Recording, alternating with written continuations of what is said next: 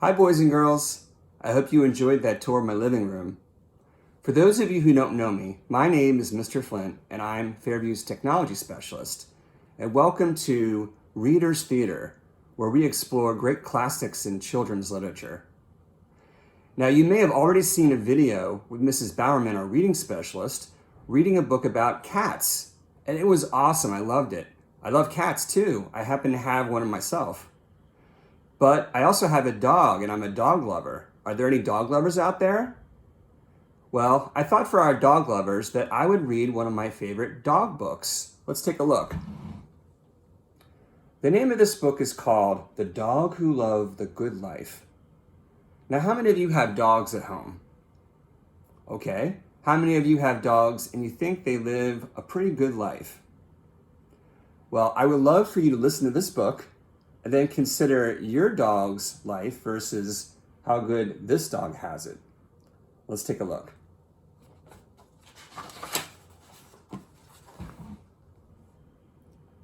Mr. Hibble loved his new dog, Jake. Jake was small, he was funny, and he had lots of personality. But Jake wanted more than a bowl of puppy chow on the floor. Jake expected to eat dinner at the table. He used Mr. Hibble's toothbrush at bedtime. Mr. Hibble was a bit surprised at this behavior, but maybe the dog just needed to be trained.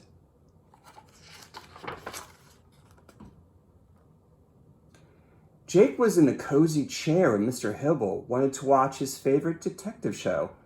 This was Mr. Hibble's chance to start training his dog. "Get down," he said, firmly and clearly. Jake just turned on cartoons. When Mr. Hibble went to visit his niece, Sarah, he brought Jake along. They were all playing in the yard when the neighbor's dog walked by. "If I had a dog, I'd dress him up just like that," Sarah said. "And then we'd have a tea party."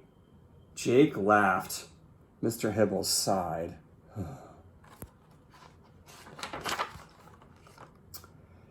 Jake even tagged along when Mr. Hibble met his friend Mrs. Crabble for dinner. He didn't want to miss all the fun. He was not invited, and Mrs. Crabble didn't like dogs, but Jake made himself right at home.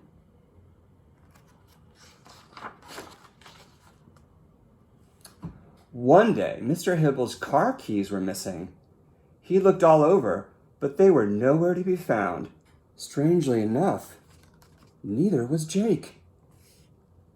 Mr. Hibble finally had to take the bus to work. When Mr. Hibble came home that night and saw the mess, he was very upset. Where had all the food come from? And who were all these dogs?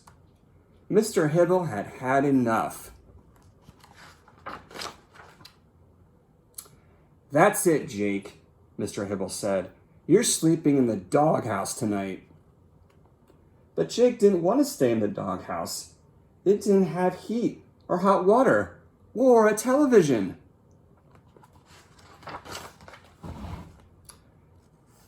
Mr. Hibble's house was much nicer.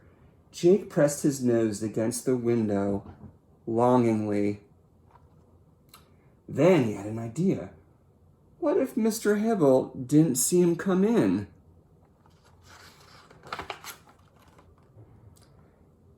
It sure felt good to be home again. Jake got ready for bed.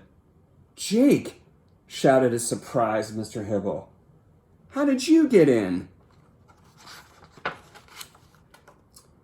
The next morning, Mr. Hibble put Jake on a bus to California. That dog wants the good life, he thought. Well, he'll have a nice vacation.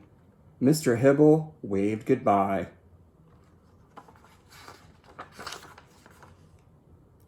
A few days later, a huge phone bill came to the mail. Mr. Hibble wondered who had made all those expensive phone calls. In walked Jake, wearing his owner's best underwear. What on Earth? Exclaimed Mr. Hibble. How did you get back? Mr. Hibble was stumped. What am I going to do about Jake? He asked himself. All kinds of possibilities went through his mind. Then Mr. Hibble thought of the perfect solution. Sarah loved dogs. Jake loved being pampered. The two of them would get along wonderfully. From that day on, Sarah always had someone to play with. Mr. Hibble finally had some peace and quiet. And Jake got to sit at the table. The end.